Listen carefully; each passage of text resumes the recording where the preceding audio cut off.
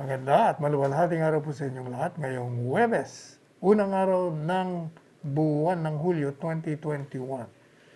At yung ating pong constant reminder, wear your mask, pati na po yung face shield, and mag-observe po kayo ng 2 meter or 6 feet distance when you go out from your houses. And please always wash your hands with soap and water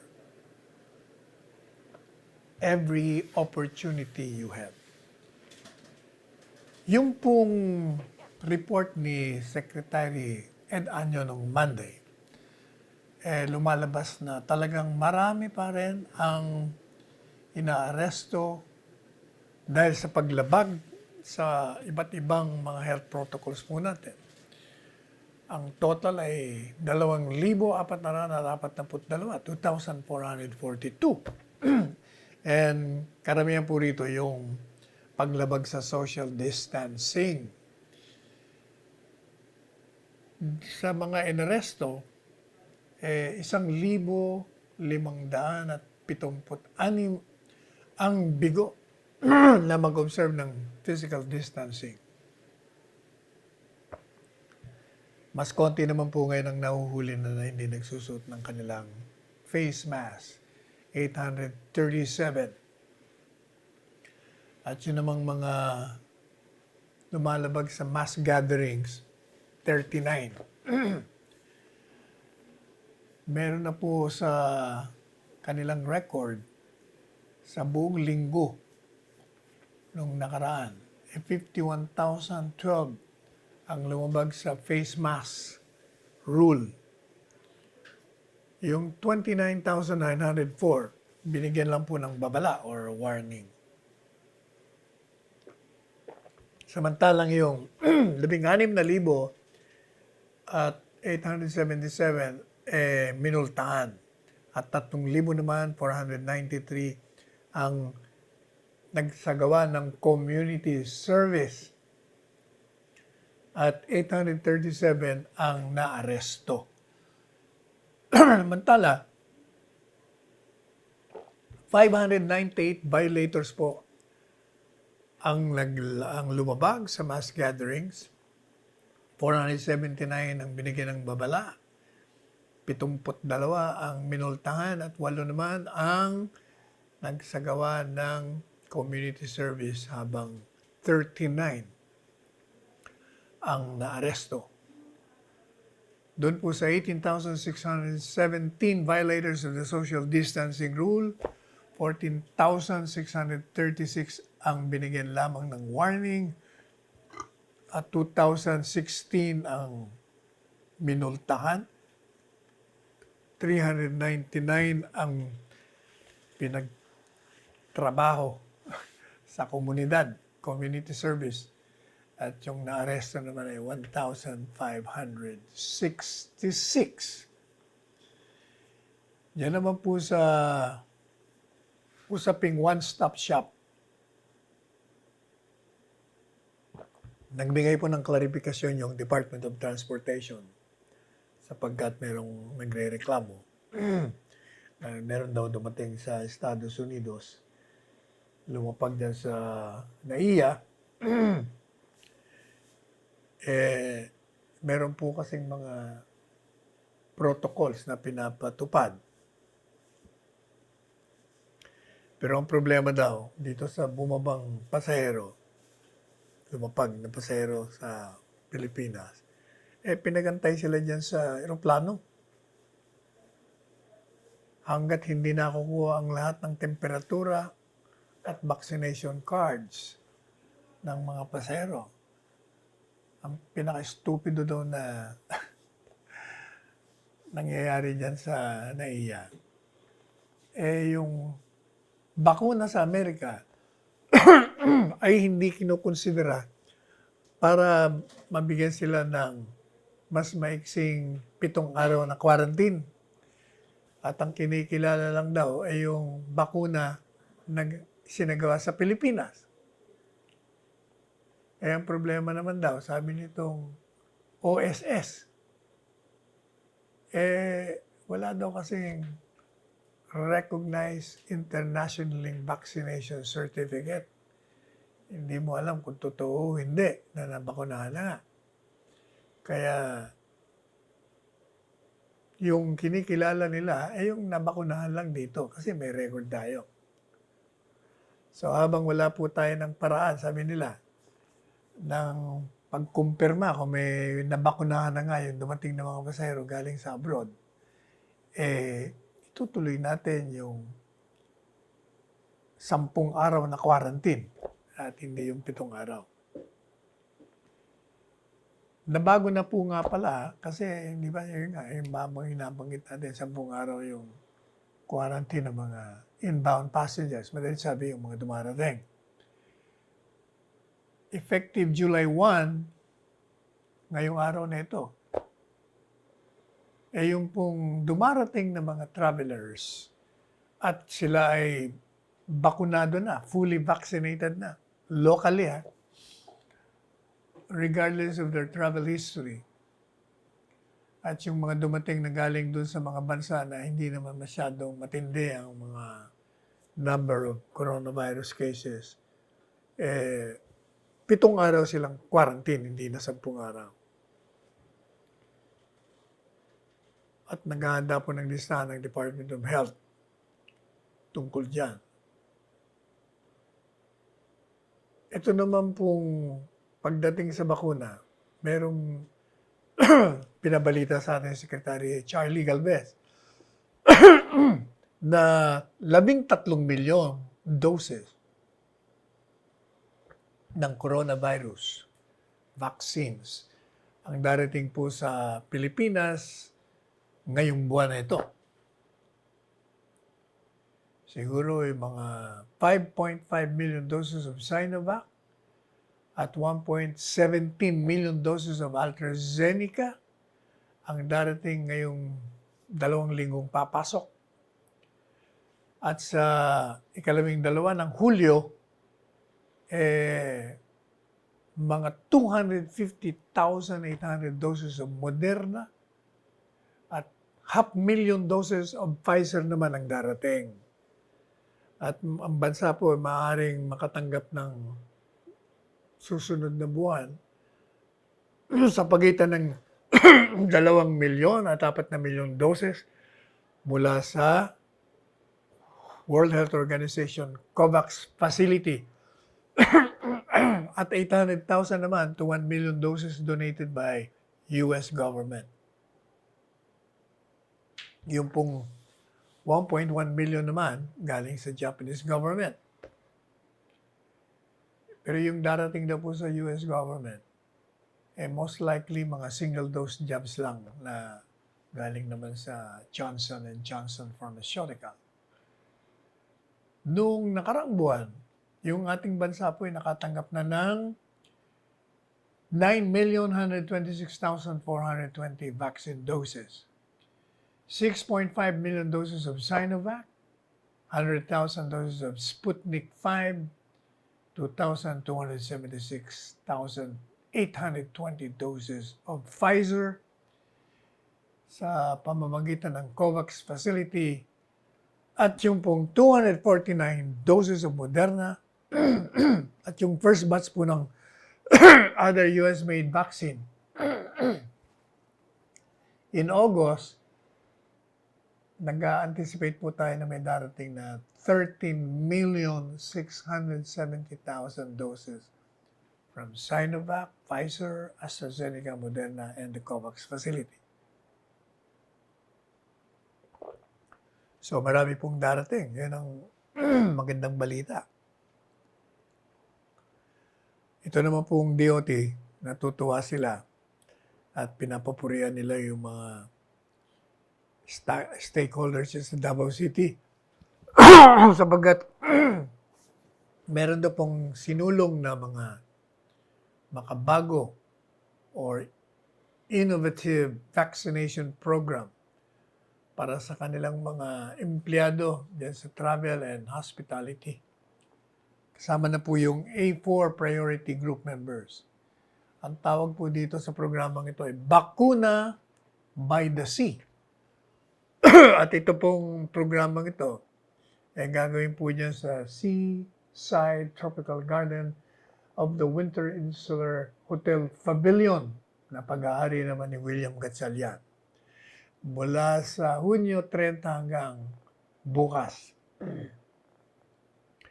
At nagpapasalamat po ang DOT kay Mayor Sara Duterte for including tourism industry workers on the city's vaccination priority list. Yung pong special vaccination program for tourism workers, dapat na ma-replicate sa buong bansa. At inaasahan po ng DOT na yung ibang mga local government units ay susunod upang maibalik natin ang mga libo-libong trabaho dyan sa tourism na nawalan dahil dito sa pandemic. Yun naman pong Philippine Economic Zone Authority, ang target po nila ay 7% increase ng investment approvals. At nakikita po nila na ito'y manggagaling sa labas ng bansa. At ang layunin, ang target ay 6 billion investment approvals ngayong taon na ito. Kasi yung approval last year, 95.3 billion. At sa ngayon po sa kanilang record, yung United Nations Conference on Trade and Development at yung Foreign Direct Investment sa Pilipinas, umakyat ng 29% kahit na merong pandemya. Samantalang dun sa labas ng bansa naman natin, Southeast Asian countries, iba naman ang trend pababa. Kaya maganda raw po itong kalakaran natin dito kasi umakyat by 29%.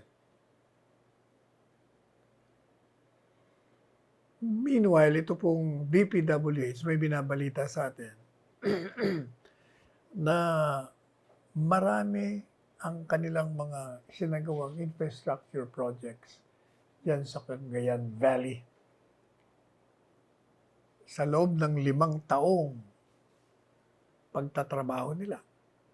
Sapagkat meron po silang ginawang mitigation structures ng 375 flood mitigation structures at 5,589 classrooms ang naisagawa na po nila. Mula pa noong 2016 ito, ito sa ilalim pa rin ng flagship program ng Build and Build. At sa ngayon po sa Department of Transportation at DPWH, yun daw pong mga iba't ibang proyekto dyan sa kalsada, dyan sa Cagayan Valley, meron na po silang naisulong na mega bridge project na definitely ito'y magbibigay ng kaunlaran sa probinsya sapagkat ito ay mahalagang bahagi ng infrastructure for the province.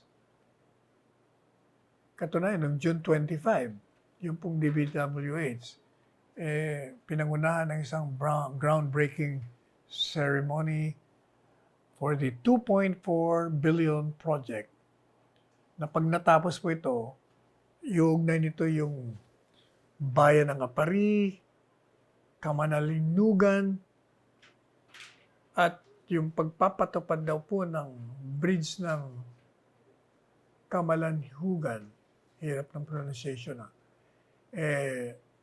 pangkasalukuyan daw po nasa detailed engineering design stage na. At itong tulay na ito magbibigay koneksyon sa pagitan ng Eastern to Western Cagayan at ang mga kinabang po nito ay mga 6,000 travelers. At ito ay matatapos siguro by 2023. And by that time, yung pong 90-minute travel time between Kamalanyugan and Apari iiksi po ito ng mga 30 hanggang 45 minuto.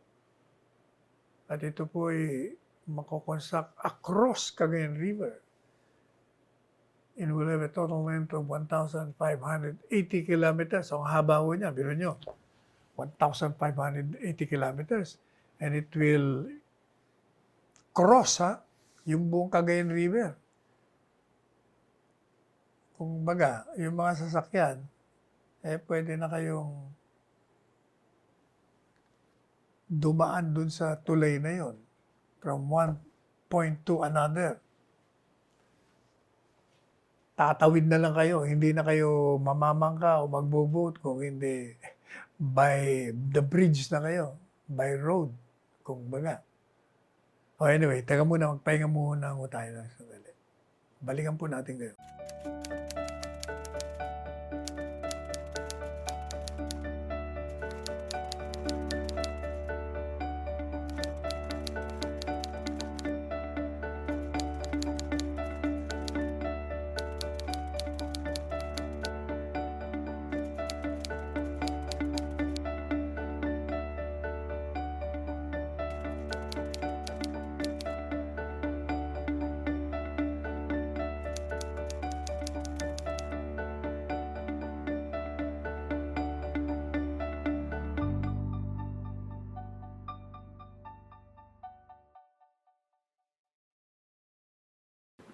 Yun nga ho palang Task Force Bangon Marawi.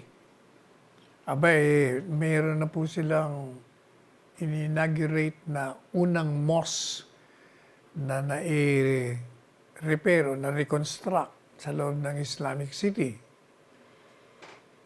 Doon po sa lugar ng Ground Zero kung saan doon talaga ang danyos, perwisyong ginawa ng mga rebelde. Hindi rebelde, mga terorista. At sa ngayon po kay Secretary Eduardo Del Rosario, na siyang chairman ng Task Force Bangon Marawi, na siyang nanguna sa ribbon cutting ng Disumangkop Mosque noong Miyerkules. Matapos itong makumpleto. At sabi po ni Secretary Del Rosario, yun na pong repair at construction ng mosque, ito'y sa utos ni Presidente Rodrigo Roa Duterte. At maliban pa daw po dun sa Disumangkop Mosque na sinuportahan naman yung construction ng Ayala Group of Companies sa pamamagitan ng kanilang incentivized compliance to Balanced Housing Program, na-inaugurate din sa panahon ng pagbisita ni Secretary Del Rosario sa Marawi City. Yung Lilod Gimba Bridge at saka yung Rogagagus Health Station. Napakahirap na mga pronunciation ng mga pangalan ng Tolay Station. Nagkakanda ang dila natin. Anyway, based on his assessment lately, sabi po ni Secretary Eduardo Del Rosario, yung daw overall, ang pangkalahatang completion rate ng lahat ng ginagawa ng rehabilitasyon ng gobyerno pamahala dyan sa Marawi, nasa 68% na. At yung pong construction ng networks naman, ng mga roads, mga 70% completed na. So, yung mga naiinip, talaga hong ganyan. Mas madali ang lumika ng bagong syudad kesa i-rehabilitate mo yung syudad na giniba. Yun lang, pagtanggal mo ng mga debris, abutin ka ng siyam-siyam. Pareho rin yan ng ganun, ang simpleng analogy dyan. Mas madaling magpagawa ng bagong bahay kaysa mag-renovate. Maniwala kayo, ang renovation. Kung pagpagawa mo ng bahay siguro, kalahating taon, yung pag-renovate mo, buti ka ng 2 taon, di ka pa tapos. o mas magastos pa. Kasi may sisirain ka pa. Tatanggalin mo pa yung mga sinira mo. Kailangan mo pa ng storage, kailangan mo pa ng transportasyon, samantalang magpapatayo ka ng bahay. Bibili ka na lang ng mga materyales mo, i-construct na lang. Masusunod ka pa. Kasi may planong susundin. Pero pag renovation, nako, maniwala kayo. Talagang, kaya yung sa Marawi, yung mga nagre-reklamo dyan, hindi nyo alam kung gaano kahirap ang rehabilitation ng isang syudad. Anyway, meron pong mga pinirmahan si Presidente Duterte, mga executive order. At isa sa kanila, ito pong National Employment Recovery Strategy na ang layunin i-promote ang paglikha ng mga programa para makabalik at magkaroon ng mga trabaho, mga kababayan natin. Ito pong Employment Recovery Agenda, nakalatag na matapos pinirma ni Presidente yung Executive Order number 140 noong nakaraang June 25. At kasama po doon sa agenda, lumikha ng isang patakaran na manghihikayat ng maraming mga oportunidad o pagkakataon sa pagkuha ng trabaho o pagkakaroon ng trabaho at para isaayos pa, ma-improve, mapaganda yung employability, yung wellness, yung productivity ng mga manggagawa. At yung pong nurse, sila po ay nagsasagawa rin ng mga hakbangin upang suportahan nila yung mga emerging businesses.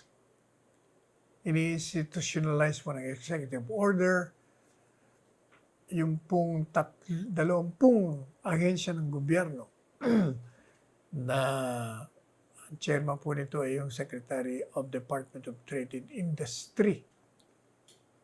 At ito pong DOLE at yung TESDA will serve as co-chairs.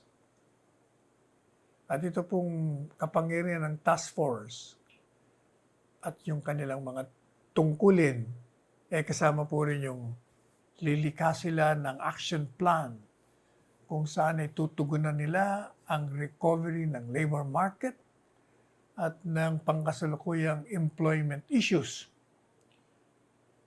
Nandun din po yung utos din na i-harmonize yung employment, yung livelihood, yung training projects at programs ng national government towards the preservation and creation of more jobs. Alam niyo po ba na si Presidente Duterte concern dito sa mga maraming nabubuntis na mga dalaga, na mga bata pa, o mga teenager pa nabubuntis na. Kaya sinabi ni Presidente ito ay isang national priority. At sa ilalim ng Executive Order 141 na inilabas noong June 25, binigyan din po ni Presidente Duterte ang pangangailangan na magpatupad ng mga mehora at mga hakbangin na tutugon dun sa mga ugat na dahilan kung bakit dumarami ang mga nabubuntis na mga batang babae. Kaya sabi po ng executive order, yung Estado ay gagalaw at magkikipag-ugnayan, gagamitin ng lahat ng mga mekanismong panglegal kaugnay sa paghihinto ng pagbubuntis ng mga bata at upang palakasin ang kakayahan ng mga bata na magkaroon sila ng malaya at mahusay na desisyon batay sa kanilang pagbubuntis at sa kanilang mga sexual health upang magkaroon ng komprehensibong edukasyon sa sex at reproductive health. Ito pong ginawa ni Presidenteng desisyon na ito pagkilala diyan sa panganganak ng mga batang buntis na babae.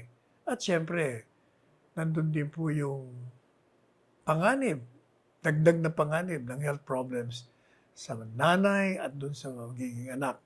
Halimbawa gaya ng anemia, sexually transmitted infections, at postpartum hemorrhage.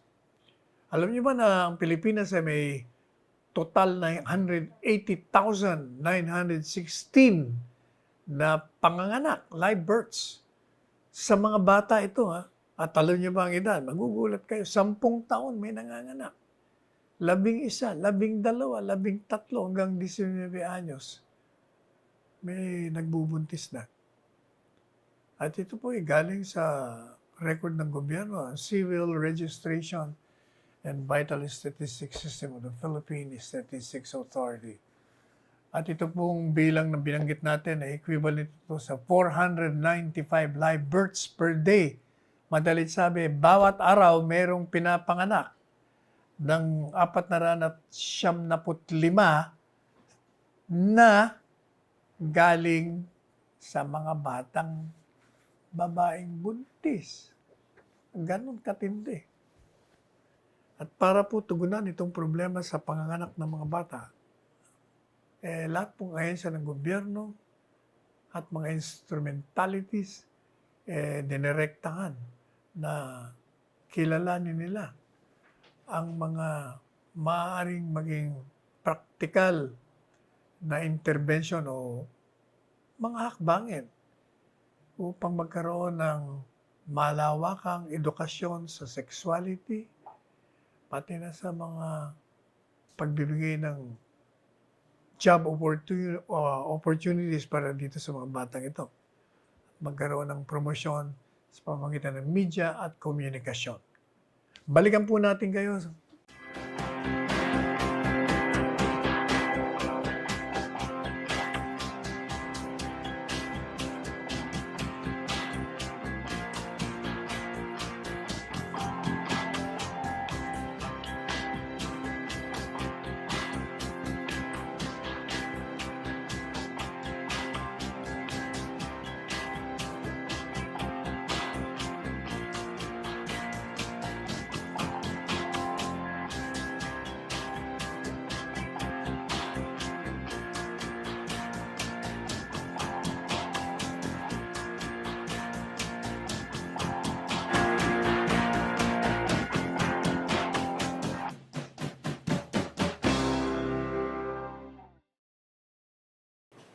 Samantala, si Presidente Duterte, medyo upset na naman siya. Sabi niya, ayoko ng mga brownouts.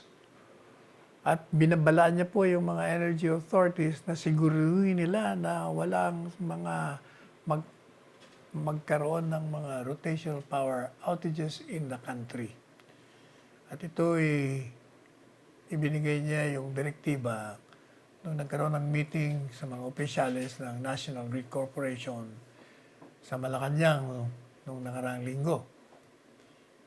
Ang mga opisyalis naman po ng National Grid Corporation, sinabihan si Presidente na meron silang legal basis para bumili ng power. At ito raw para ma-promote yung stability ng grid and not to provide further supply. Earlier this month, ito po si Secretary Alfonso Cusi, humingi siya ng apology dahil sa pagkakaroon ng power outages na naapektuhan ng ilang bahagi ng Luzon. At inassure niya po ang publiko na ginagawa nila yung mga karampatang hakbangin upang mapanatili yung sufisyenteng supply ng kuryente. Ang naging dahilan daw ng mga outages o pagkawala ng mga ilaw dahil sa simultaneous breakdown, yung sunod-sunod na pagkasira ng 4 na malalaking power plants. At in a recent Senate hearing, just sa Luzon power outages, sinabi po ni Secretary Alcusi na yung pong pagkontrol ng power grid dapat ibalik sa gobyerno para siguradong maayos ang pamamahala ng ancillary services. Kasi ngayon nasa pribado. Kaya gusto niyong ibalik sa gobyerno.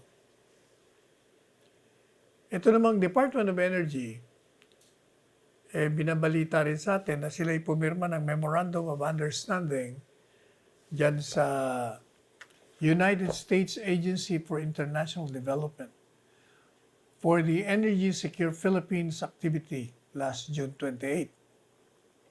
At sinabi po ng Department of Energy na yung USAID magpopondo ng $34 million o katumbas po ito ng 1.65 billion pesos through the ESP activity. Na ang layunin naman ito, tulungan ng ating bansa na makamit yung pagpapalapad, pagpapalakas ng energy security at reliability dito sa ating bansa. Ito pong aktibidades na ito 5 taong programa ito. At nilalayo naman ito na i-promote yung private sector investment in advanced technology to make energy sector inclusive and resilient to shocks and stresses. Sabi po ni Secretary Alcusi, ina-anticipate niya noon yung mga plano at programa, may lalapit tayo sa ating mga minimithing energy goals. At palagi daw po nating isaisip na ang ating pangarap palagi ay may isaayos natin ang buhay ng mga Pilipino. At sabi naman ng US Embassy, dyan sa Philippine Charge d'Affaires, John Law, yun daw pong ESP activity aims to mobilize 750 million in investment that will add 500 megawatts in the generation capacity in the Philippines. Samantala, the same Secretary Alcusi, meron pong binabanggit kaugnay sa 2022 elections.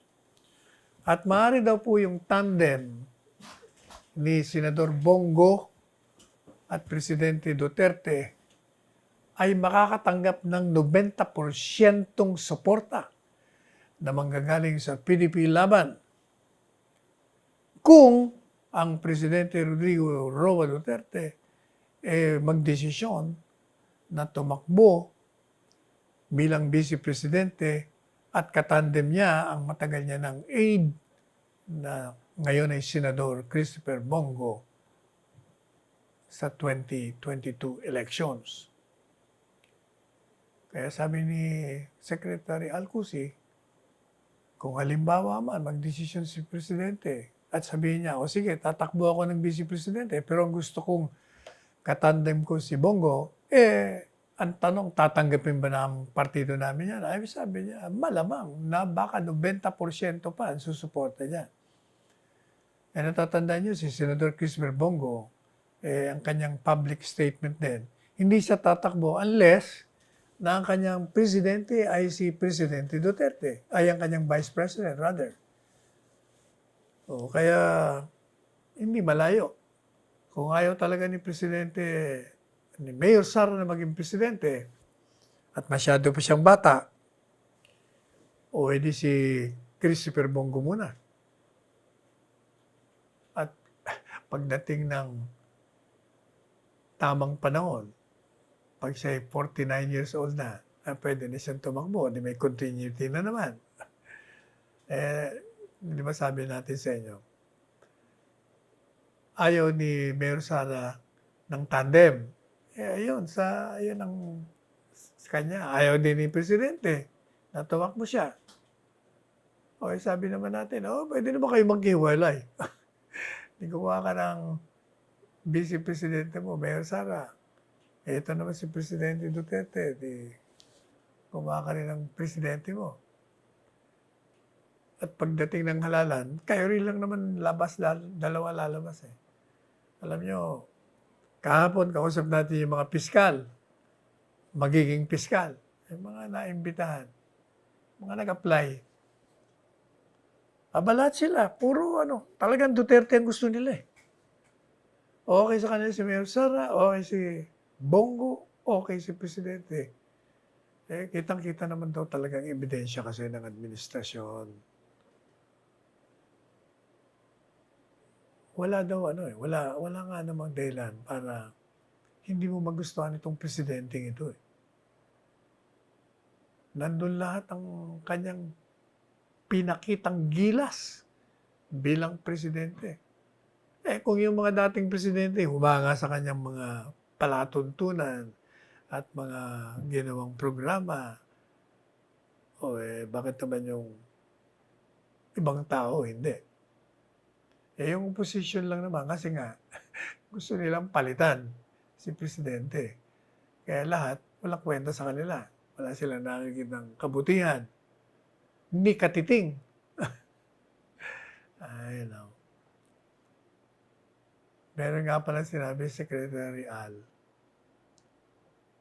Pareho din ang sinasabi natin kahapon tungkol kay Senador Manny Pacquiao. Sabi niya, ba't mo naman sisiraan yung kapartido mo na si Presidente Rodrigo Roa Duterte? Siya ang ating chairman. Ikaw ang presidente. Tapos babanata mo, magbibigay ka ng mga akusasyon. Edi sinusunog mo yung partido mo. Paano ba yan? Sabi niya, mali yun. Ngayon, kung hindi ka kontento dyan sa partido, umalis ka. Ayan ang sabi ni Secretary Al. Saka mo sunugin. Pag nasa labas ka na, hindi yung nasa loob ka, sinisira mo, sinusunog mo sarili mong bahay. Ito naman si Coco, yung isang senador, si Pimentel. Ako, nag-react naman siya. Sabi niya kay Secretary Cusi, oy, yung problema mo sa energy, yung asikasuhin mo, hindi yung politika. Ikaw naman, Coco, isa ka pa rin eh. Ano kayo sabihin ko? Asikasuhin mo yung trabaho mo bilang senador. Huwag ka na rin humalo dyan sa politika. Yan naman eh. Pwede lahat yan. Hindi naman masama o bawal na pag-usapan ang politika. Hindi naman yan hadlang para gawin mo yung tungkulin mo bilang energy chairman o secretary ka sa energy o ikaw naman bilang senador. Lahat naman yan pwede. Yung pag-uusap naman ano lang yun, salita. Laway lang yun. Pero yung mga trabaho nyo, iba yun. Di ba? Sabi ni Presidente nga pala, nung Lunes, although hindi man balita na natin sa inyo, tinanggap niya na nga doon sa Holy Spirit nung siya ay nag-video call at gusto ng mga taga-Holy Spirit na siya maging Vice Presidente. Sinabi niya, sige. Ayan. Binabalidate niya, sabi niya, kung merong space pa dyan, magandang ideya yung pagtakbo ng Vice Presidente kasi marami pa, gaya ng sinabi niya sa Holy Spirit, crowd niya doon. Marami pa akong programang gusto kong ipagpatuloy. Kaya maganda, it's not a bad idea. Definitely, it's a bright idea, in fact, na maging Vice Presidente ka, Presidente Duterte. May pagpapatuloy mo yung iyong tungkulin at yung mga programang sinimulan ninyo. At the same time, hindi ka ma-atrophy, Mr. President. Mahirap yung walang trabaho. Unang-una, pag wala kang trabaho, anong gagawin mo? Sa loob ka lang ng bahay, ma-atrophy ka. Hindi, yung mga muscle mo, hindi gumagalaw. Yung utak mo, hindi gumagalaw. Hindi po ba? Maliban pa sa, paano ka mabubuhay? Wala kang hanap buhay, wala kang sahod, walang sweldo. Kailangan talaga, kahit ng konti, meron ka rin pagkukunan. Ang presidente pa naman natin, hindi nagpayaman. Walang pera ito, nagsusoli pa ng pera. Bibigyan mo ng pera, sinusoli pa. Nung eleksyon, sinusoli niya. O kaya, kailangan talaga, Mr. President, kailangan kang tumakbong vice presidente. Alam nyo, meron naman magandang binabalita. Itong si Martin Romualdez.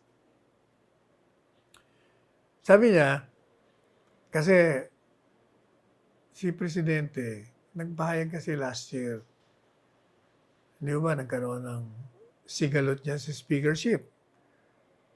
Yung si Speaker Alan, Speaker Lord, at saka si Congressman Martin. Gusto nila maging speaker, tapos nag-usap-usap sila. Dahil gusto rin ni si Kong Romualdez na maging speaker. Sabi niya, ka na tumakbo, supportahan kita pag tumakang vice presidente. At inulit po yan ni Presidente, mga 1 linggo na nakakaraan. Kaya nung nakausap natin si Congressman Martin Romualdez, sabi niya, ay hindi naman daw siya tatakbo kung tatakbo si Vice Presidente sa pagka-Vice Presidente si Presidente Duterte. Alam naman daw ni Presidente. Sabi, ang payo ko naman sa kanya, kailangan malaman ng Presidente. Kailangan malaman ng taong bayan. Kasi si Presidente nangako eh. Alam mo yung si Presidente, pag nagsalita yan, ayaw niyang nababali. Kaya siguro, ipaalam mo na ako sa kanya. O mabuti naman at nagbigay na siya ng payag para si Presidente Duterte nakakalas na doon sa kanyang ipinangako. Kaya wala nang magiging sagabal na personal dahil meron siyang naging commitment at kumbaga pinalaya na siya doon sa commitment na yun. Kaya pwedeng talagang, gaya ng sinabi ko sa inyo, sabi ni Presidente, kaya ayaw kitang kausapin, Sal, yung mga sinasabi mo nangyayari. Ang kulit mo din, takbo ng Vice Presidente. Ngayon, mukhang papunta na naman tayo doon. Si Mayor Sara, maging Presidente, baka pumunta rin tayo doon. Kung ayaw niya naman, ayun. Yung sinabi mo si Christopher Bongo, mukhang papunta na naman tayo doon. Ay, ganyan mo talaga. Alam niyo, Ginoong Pangulo, gaya ng palagi ko sinasabi sa inyo, pag itinakda ng mga Diyos ng tadhana, wala, hindi mababali yun. Nakalatag ito naman, ano naman to sinasabi, Ate BP Leni, hayang ka na naman, nangungulit ka na naman. Sabi niya, kailangan ang mga botanting Pilipino, paalalahanan ko at paalalahanan nila ang bawat isa sa kanila na napakahalaga ng susunod na halalan. Bakit? At BP Leni, ano bang halalan na hindi mahalaga? Lahat ng halalan ay mahalaga. Sabi niya, kailangan maipakita natin ang mahalagang kontribusyon ng mga babae sa pamamahala para magkaroon ng greater gender equality. Yun daw mga leader ng mga babae sa panahon ng pandemya, itinuro sa kanila na merong mas humane and more effective way to show our strength as leaders. Kawa talaga Ate BP Leni, you're describing yourself. Gusto mong ipakita na ikaw yon. Ikaw naman, talaga naman. Sabi niya, being a strong leader means nurturing and empowering others to become the best version of themselves. Di kaya mo si Presidente Duterte, strong leader Hindi yung gaya-gaya, putumaya. Hindi yung mamimigay ka ng mga relief packages o food packages na hindi naman nanggaling din sa bulsa mo. Yun naman nanggaling sa mga kaibigan mo o mga bilib sa'yo.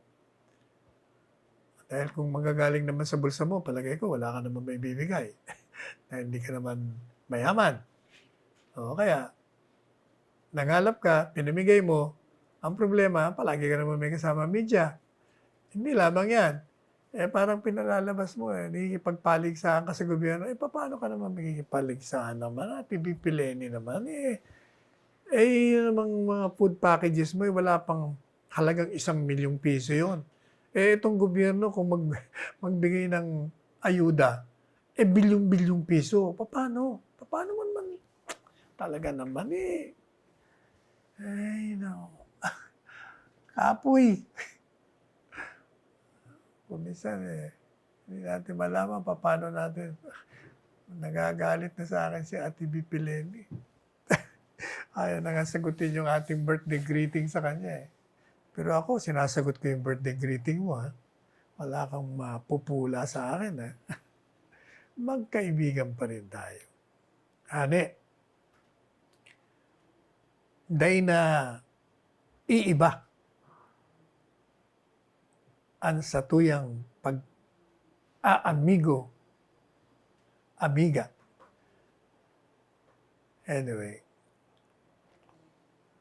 palagay ko, Ate BP Leni, ngayon magdesisyon ka na. Tatakbo ka ba bilang presidente o gobernador?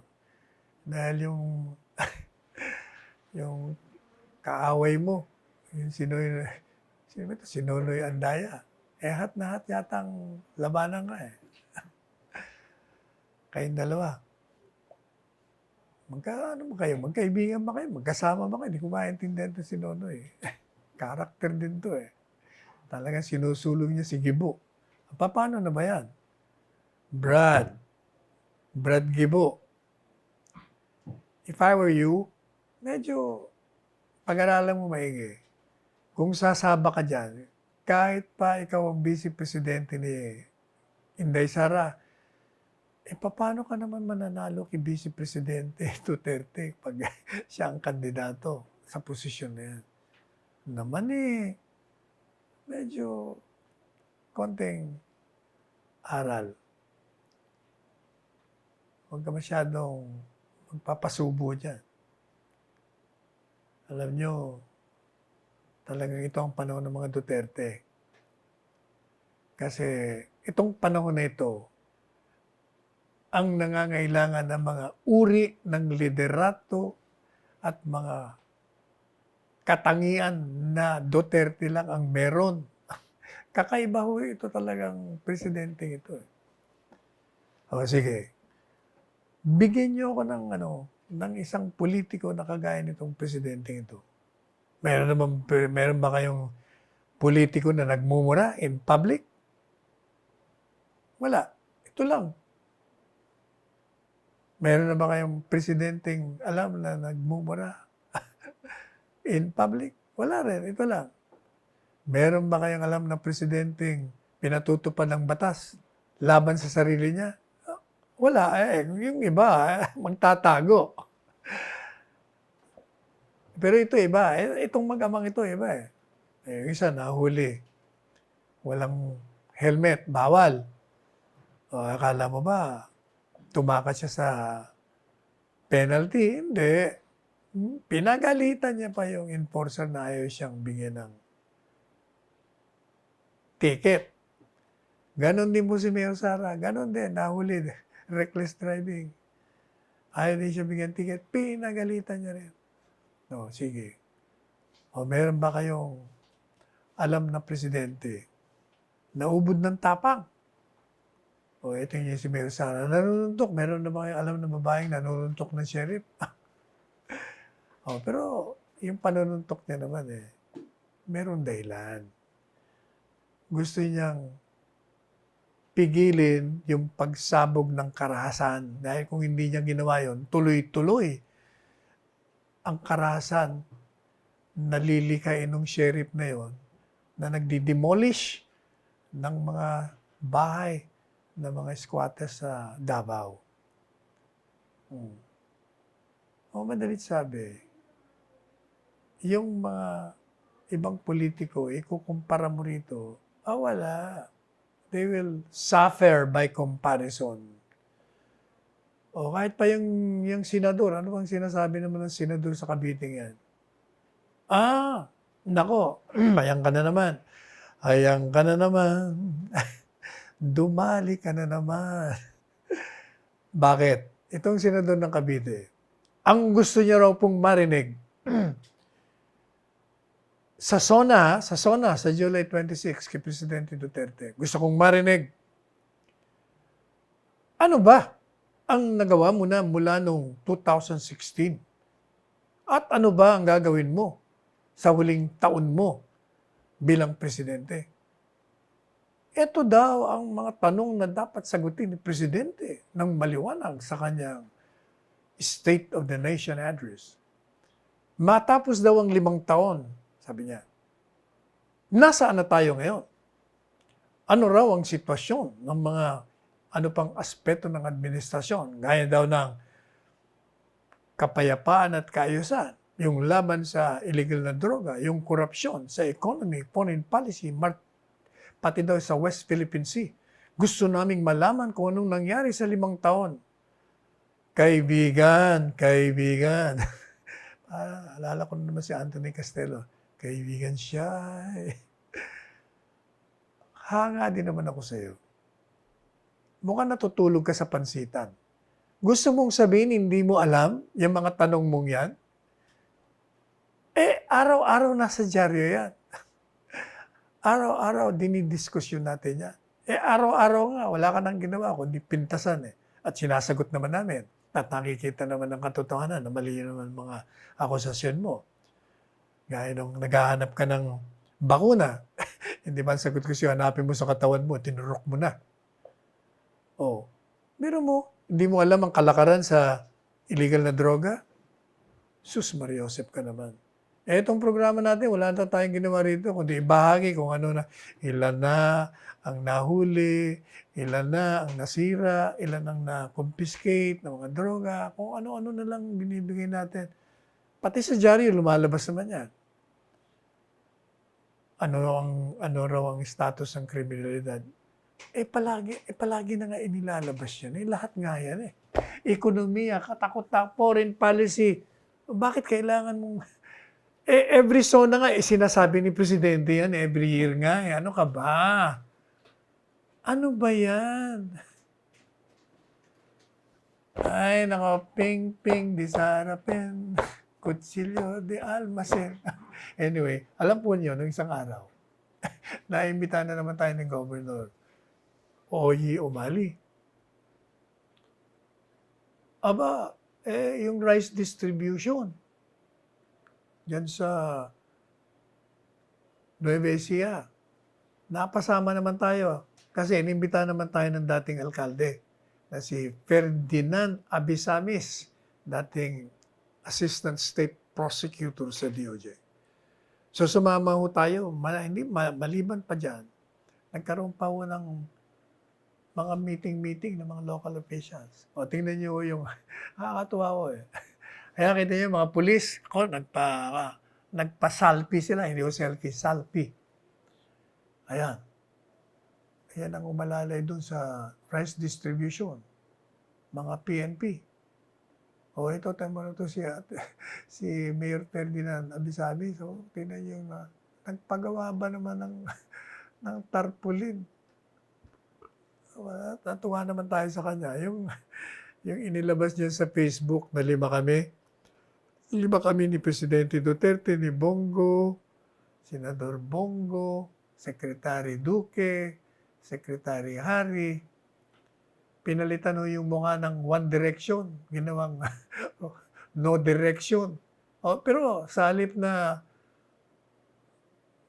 mainis yung mga fans nitong 5. Abay, lalo sila natuwa. Sabi niya, cool. Yan. Ang dami tuloy nagpapagawa ng inilalabas. Katunayan yung kapatid ko, nagpintura. Yan. Yan ang nakikita niyo yung picture. Yan ay 2. Ito, magandang kwento ito. Yan ang nasa kaliwa ko. Yan ay bukal. Nakalimutan natin yung first name. Pero yung medyo nasa kaliwa ng bukal na yan. Bukal din ho yan. Batang-bata. Si Bukal Christy Cruz. Alam nyo? Itong, di ba, napabalita at nabas tayo sa pagbubuhat ng bigas. Alam nyo pala, yung imbitasyon sa akin ng administrador ng probinsya ng Nueva Ecija, nakalagay doon, tradisyon na yung rice distribution, lahat ay ng mga participant magbubuhat. Hindi ko nga alam yun eh. Kaya pala ako lahat ng mga tanod barangay, kapitan tong pati opisyal, nagbuhat. Kaya ako naman parang, nagtutulungan sila. Alam nga naman nakatayo ako noon. So, nagbuhat din ako nung nakaraan. At inulit natin yung pangalawa. Yung pangatlo, yan pong babaeng yan, na bukal, na batang-bata, abay nagbuhat, siguro naka-6-7 buhat ng sako ng bigas. Ako naman kasi nga sabi ko nga sa inyo, ordinaryo. Siguro nakalabing 1 beses ako nagbuhat. Ito namang mga kasama ko, parang, Sir, baka hindi, sabi ko, ba't ka mapapagod naman eh, mga pang-ordinaryo yan. Yan yung mga kasama ko yan, yung mga nagbubuhat din yan. Yan yung 2 bukal na yan. Kita niyo yung mga bigas? Ito naman yung mga, kita niyo yung mga silyang yan. Diyan namin ilalagay yung mga bigas. Kasi nga, yung bawat household, meron silang 1 sakong bigas.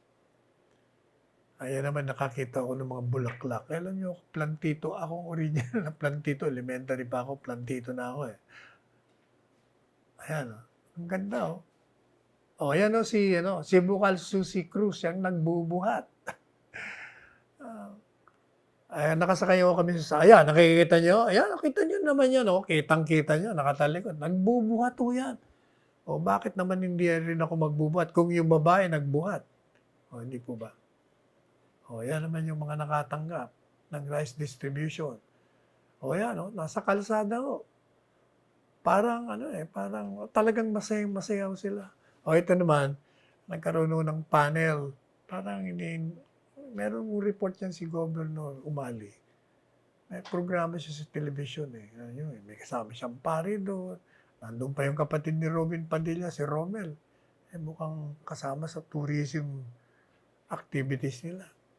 Meron pa silang, ayan naman, ito yung kapitbahay ko sa Project 4. Nakakatuwa. Dahil ginawa yung interview, pati yung kanyang asawa si Janet, si Edmund Abisanis. Kapitbahay ko ito sa Project 4. 20 taon na yata siya nakatira sa Project 4. Hindi naman kami nakikita. Doon lang kami nakita sa bahay niya after 20 years. Yan. Ito naman yung mga kasama niya yung mga banda. Meron ba sila mga performance nakakatuwa sila. Masaya. Yan. Yan yung mga nagbuhat. Yan, kasama ko yun sa mga nagbuhat. Ito nakakatuwa. Si Kongresista Luisa Cuaresma. Tayo'y napadaan sa San Jose, Batangas. San Jose, Nueva Ecija. Galing Nueva Vizcaya. Nung linggo, pauwi na. Kami ni Dr. Panelo kasi kami, Call of Nature. At the same time, nakita ko may mga karinderya doon. Sabi ko, kumain na tayo, 6 na. Hapunan na ito. And then, napatingin ako sa isang banda, merong mga bonsai-bonsai doon. Ang gaganda. So, meron tayong nakursunodaan, binili natin. Yung pala, hindi naman natin may sakay dahil ubod ng laki. So, binalikan natin noong kahapon. Kahapon, ano ba ngayon? Hindi, nung Lunes. Binalikan natin kasi yung rice distribution, Monday. So, nung pauwi na tayo ng hapon, kinuha natin yung hindi ko na iuwing bonsai. At nung kinukuha ko may lumapit sa akin. Ayan yung sa picture niya, si Kongresista Luisa Cuaresma, sabi sa akin, Sek, sabi niya, isang karangalan na makilala ko, mamit ko, ang paboritong kandidato, senador ng presidente. Natawa ako. Sabi ko, mukhang nanood ka kagabi Nanood ka yata. Tuesday pala yan. Tuesday kasi Lunes yung Lunes yung televised address to the people. Sabi niya, tutulungan kita kung tatakbo ka senador. Sabi ko, hindi ako tatakbo. Lalakad lang ako pupunta sa Senado. Tawa naman siya ng tawa. Anyway, O yan o, nakakatuwa. O yan, yung mga, sino ba ito? Ito mas nakakatuwa ito. Kasi, habang nag-o-order kami ng pagkain dyan sa isang pagkainan, pumasok ako dyan sa ano ba yan? Ano ba yan? Nike ba yun? Nike? Nike, Nike. So, namili tayo ng kung anong items. So, naku, lahat po yan, yung mga nagtitinda doon. Naku, nagpa-selfie. Sabi ko, hindi na selfie ngayon, selfie na yan. Tuwan-tuwa naman sila. Naku, madalit sabi, gumawa pa ho sila ng kanta para sa akin. Ibang klase rin naman. Kumakanta ho sila. Sabi, tuwan-tuwa naman kami siyempre. Bakit naman hindi ka matutuwa? Gagawa kayo ng kanta. Gumawa ho sila ng campaign jingle. Sabi ko, okay kayo . Anyway, salamat . Pinangako ko sa kanila, papalabas ko sa Sana nanonood kayo, nakita niyo yung mga sarili niyo. Ayan. Yan naman yung mga kumakain na nakiusap, pwede ba kami rin? Ayan. Hindi sige. Marami na.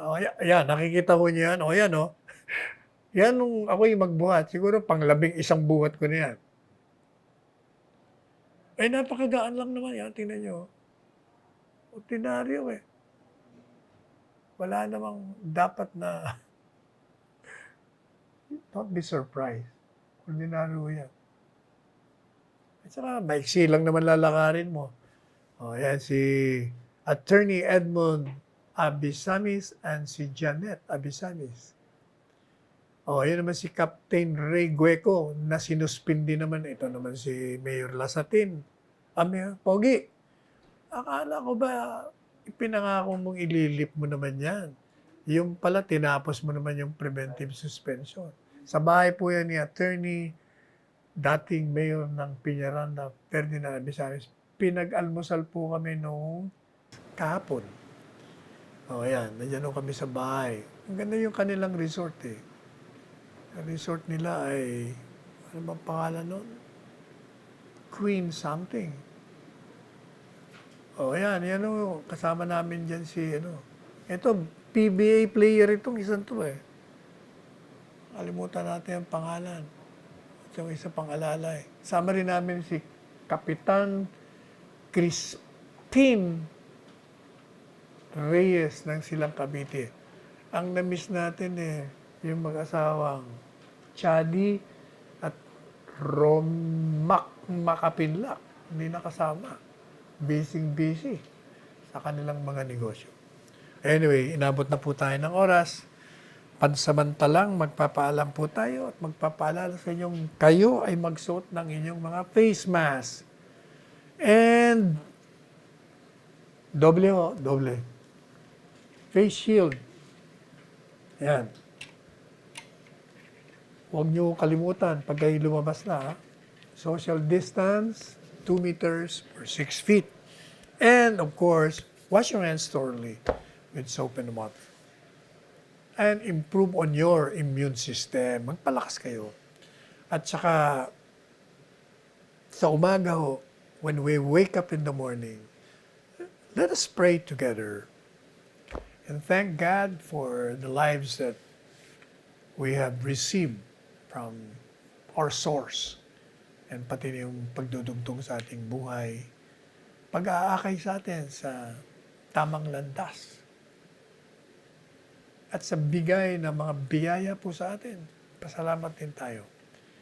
Humingi rin po tayo ng dagdag pang lakas at matalinong kaisipan upang tayo ay magtagumpay dito sa labanan natin sa coronavirus. Panalangin po natin ang kalusugan ng Presidente at ng kanyang buong pamilya at sa ating lahat dito sa ating bansa, pati na sa buong mundo. Ako po ang inyong lingkod, Salvador Panelo, pansamantalang nagpapaalam hanggang bukas na muli. 2:00 hanggang 3:00 ng hapon at nagsasabi sa inyong lahat, let us tread the path of roses and let us go beyond the path of thorns. Magmahalan tayo. And I love you all.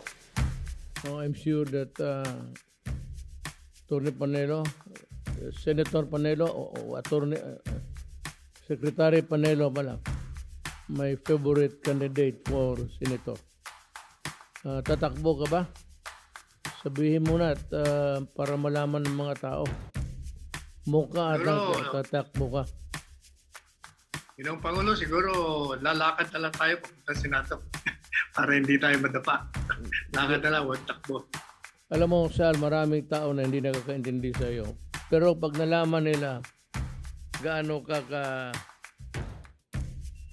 stricto, very strict sa disiplinado ka sa trabaho mo. At kung alam lang nila ang paano umaandar yung utak mo, bibilib ang Pilipino. Ako, bilib ako sa iyo. Bilib ako sa utak mo at I said I appreciate your itong ano mo, pagka-stricto mo sa trabaho. Everybody is almost on a tiptoe pag yung binabasa na namin yung mga recommendations mo. You are the presidential advisor, legal advisor of the president. At marami kang naibigay na mga opinion na nagamit ko. At sa awa ng Diyos, puro totoo. Sabi ko nga, hindi naman iniiwasan natin dito na magmukha tayong, or at least there is no, hindi magsuspetsa ang Pilipino na kasabwat tayo sa lilangan ng mga taong Pilipino. It's your turn to talk. Mabuti siguro magtagalog ka na lang. Mahusay ka, Bicolano ka. At saka Ilocano po ako, Presidente. Bicolano Ang ka. tatay ko ay La Union, ang nanay ko ay Bicolano. Whichever. Marami pong salamat for the kind words, Mr. President, and for your endorsement.